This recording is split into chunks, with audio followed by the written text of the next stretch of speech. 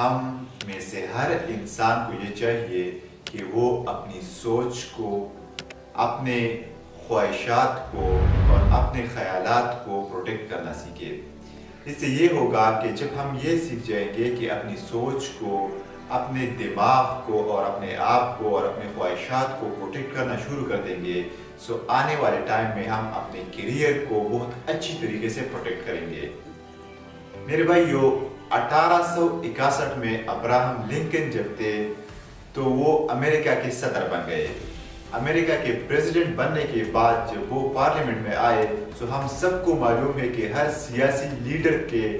Opposite جو ہے opposition party ہوتی ہے۔ سو اپوزیشن کا ایک لیڈر امریکن پارلیمنٹ میں اٹھا اور اپنے سپیچ میں یہ بول رہا تھا، ابراہم لنکن کو تانا دے رہا تھا کہ آپ کے والد صاحب ہمارے گھر آ کر میرے والد صاحب کی جوتوں کی سلائی کرتے تھے۔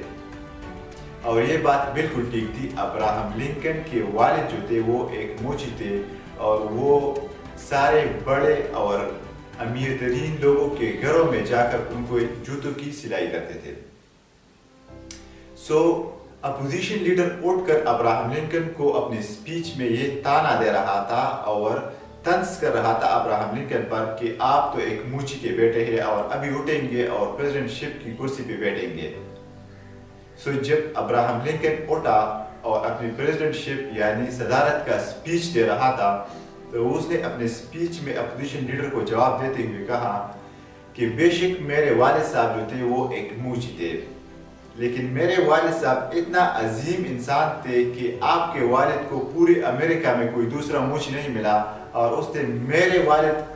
کا انتخاب کیا اور اس سے جو ہے اپنے جوتوں کی سلائی کرتا تھا۔ یعنی جواباً ابراہم لنکن نے اپنے والد کی عظمت بیان کی اس اپوزیشن لیڈر کو جس نے تانا دیا تھا اور جس نے طنز کیا تھا ابراہم لنکن کے باپ پر۔ میرے بھائیو، اس سٹوری سے ہمیں ایک مقصد اور ایک مطلب نکلتا ہے کہ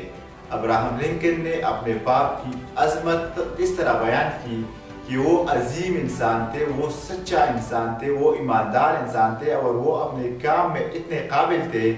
کہ آپ کا باپ پورے امریکہ میں ابراہم لنکن بول رہے تھے کہ میرے باپ کا انتخاب کیا اور اس سے جوتوں کی سلائی کرتا تھا۔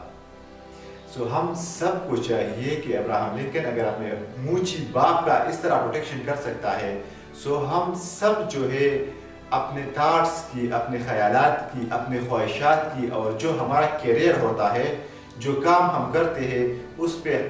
فخر کریں اور اس کی عظمت بیان کریں، ایمانداری کے ساتھ، وفاداری کے ساتھ اور محنت کے ساتھ اپنے کام کو اس لیول تک پہنچائے کہ پھر ہمیں اپنے کام پر فخر ہونا شروع ہو جائے۔ اسی سے کیا ہوگا کہ ہم اپنے کام میں اور زیادہ قابل بنیں گے اور ہم جو ہے اور نکھار اپنے آپ میں لائیں گے اور پیک تک یعنی اس فیلڈ میں جو ہے حد سے زیادہ سکسیسفل پائیں گے۔ ہمیشہ